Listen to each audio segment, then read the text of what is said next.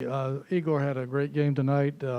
Can he be one of the answers you're looking for to add to boost your scoring? And also, if you could comment, somebody said that he's been trying to catch up to the speed of the American game. Sure. Yeah, no, I was really happy. I was happy for Malachi, one of Charlottesville's own, or a St. Anne product, and Igor. I thought they were a bright spot in the game. And Igor, for international players, there's an adjustment more than any new guy to your program, even transfers. And then a new guy from the States that's in his first year, there's an adjustment. But the international players, I think it takes longer. And in Igor's case, he didn't get to come here this summer. He missed the 8-10 weeks that we get. He was graduating there. So he came right at the start of the first semester. And so I think that's been tough. And but, boy, is he a hard worker. And I was so excited. And he sees a shot, and he's not bashful to take it, which is good. He sees it. I love he came in and let it go. Even at the last shot of the game, he's all right, it's open. But he, good size, and he's continuing to improve. And, yeah, I think the speed of, overseas it's physical, and they play against crafty men, but there is a difference in the quickness and the pace of things. So I was real pleased for him and Malachi, as I said, to have that opportunity, and I thought they did a good job in it, both. Tony, you've said a few times, work in progress and still determining the rotation. Tonight we saw you do some different things in terms of who came when. How much of that is fluid, and are you getting closer to an image of what you think this team will be? Well, I think sometimes it's matchups. It's hard. They went with kind of 5 out. Their 5-man. That was hard for, Poppy to play against him and Caden at times. And so when they do that, sometimes it has to do with matchups on the floor and what you're doing. So I think that was it. I think all of our guys have to be ready at all the time. Look, Cody didn't play as much. He gave us a good lift in the other game. Carson had played in some, but and Tane had played. It's just I think that's kind of getting a feel for practices, seeing how things are, seeing how these guys perform in those opportunities. That's why those last 3 minutes, I'm sure people are like, well, why wouldn't you put in? And I really wanted to put in the guys that worked hard in practice, but we're trying to really watch those guys in that 3.5 minutes and get them game reps and seeing how they perform. So that stuff's really important. So, again, I can't say, oh, yeah, we're settled and this is how it is. But I thought that was a good step for those 2 guys and the other guys. They just got to keep coming. Tony, how did you feel about sort of the offensive flow tonight compared, coming out of Houston and kind of the harder night that you had there? Yeah, well, the Houston defense is very they're real quick, and they're excellent defensively. I think they'll be one of the best defensive teams you'll see, and so we tried to make some adjustments. Now Coppin State does some unique things. They it's almost my dad used to coach. It's called the push. They really try to keep it on one side of the floor, and they channel you that way and kind of take away some reversal and flood. So they force you to do some things that are, different than other teams. So we try to just play into some step-up ball screens, short rolls, and let guys go and open up the court a little more. And, again, I think we have to at times do that with Reese, Kihei, and other guys, but different defenses. But I think Houston, they really shut our water off, so to speak, and we had a lot of turnovers. And then we still, even today, had 11, some careless ones that you just got to keep hopefully sharpening up as you get in the game reps.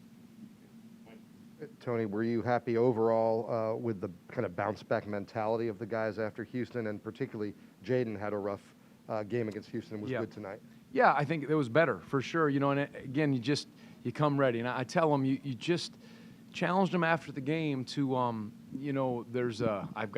it's the Prefontaine poster in my office. It's actually at Ragged Mountain Running. I saw it. It says, to give anything less than your best is to sacrifice the gift. And it's him straining across the finish line. I may have referenced it before. I mentioned that before the game, but then after I said, and if you're giving anything less than your best with your mindset, your attitude, if you're not getting to play, or your effort level, you don't know how he's going to play. That doesn't mean you're going to play great. That's what I want as far as bouncing back and not sacrificing the opportunity that's given to these young men, to me as a coach, to our staff, to just give your best, attitude-wise, effort-wise.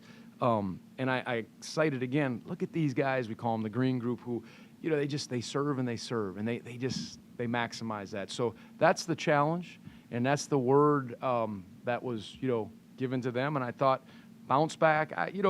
There's some good things, and we're still trying to keep improving. Anybody seen that poster, by the way? It's a cool poster. Coach, Caden had a double-double tonight. He had that one moment where he blocked a shot, saved it from going out of bounds, and then came down with an offensive rebound That and a was dunk nice, on the yeah. other end. What are you seeing from him sort of as a guy giving energy and just sort of like that balanciness that he can bring? Sure, the rim protection. You know, I think in the second half of the Houston game, he started grabbing some rebounds and got a little more active. And again, this is all new for Caden, and you can even see he's getting more comfortable, and that's just going to happen over time, even with his strength and his kind of balance and all that. So I liked some of those plays he made and the energy he gave, and he shows in practice at times he can catch it and score. He got it knocked out of his hands, so we'll keep working on that. But I liked, again, his mobility and his activity, and again, rim protection is really important for us. Hey, Coach, you got a couple of games against major conference opponents next week. How do you assess your team's performance tonight in terms of getting ready for that level of competition? It's so hard to know. I mean, we played Houston, obviously, was very challenging, and it was, in a lot of ways what we needed to be exposed and now go to work. And I think in college basketball, with the transfers, with the maturity, there's so many good players, and you just have to be ready every night. This will be another chance. It's quite a gauntlet of games we got coming up and going nonstop. So we get a chance on, what is today's Friday? I think we play Monday. So a couple good prep days and get to go and play in Newark. Tony, one more on Igor. You mentioned his confidence. He clearly, when he catches, he's unafraid. Yep. Like you mentioned. In terms of his short time that he's been here, what's his development been like? Has it been rapid? Has it been slow? What's he been like since he got here? I think, he's a relentless worker. He's always spending time, whether it's an off day, he's in the gym getting shots up. He's trying to learn and understand, and he's been really a perimeter player his whole life. We looked at him sometimes at the 4 spot. Sometimes we'll play him at the perimeter spot. I think the quickness and the defensive adjustments, keeping the guy in front, that's improving. And then just understanding, the European game is different. It's such space. Now we're using some of those concepts, but just, again, getting used to people taking your ball or climbing into you, and then guys going by you quick. Those are the adjustments. But he's been well-schooled. He's a coach's son, and he's learned the game well. Now he has to just keep coming athletically and used to all the nuances, a little more of the American game, so to speak. But you mentioned Malachi at the beginning. Yes. What did you want to get out of him, putting him in that early in the rotation? He plays almost 15 minutes. He's been practicing well, and he can guard the ball. He's strong, and he spreads out, and he shoots the ball well. And, I told at the beginning of the year, I sat down with Malachi and Tane and Carson and Igor, those 4, and I said, look, you 4, we're not really set on who are sometimes 7, 8, 9, and I may play 8, I may play 9, I may play 10. And I said, you guys just stay encouraged and keep working. It might be one guy's turn one week. And so, he had some real good stretches, and I just felt like, it was his turn. And I felt like it was Igor's turn.